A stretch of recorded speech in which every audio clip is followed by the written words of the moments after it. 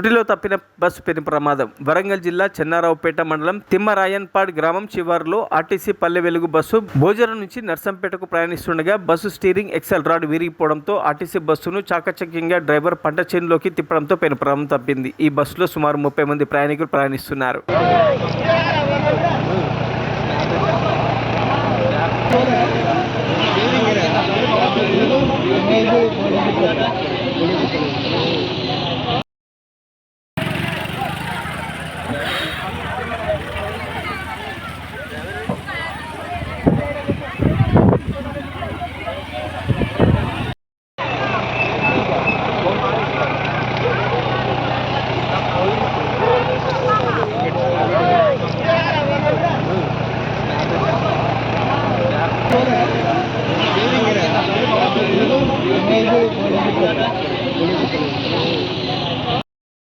మరిన్ని అప్డేట్స్ కోసం మా ఛానల్ని సబ్స్క్రైబ్ చేయండి.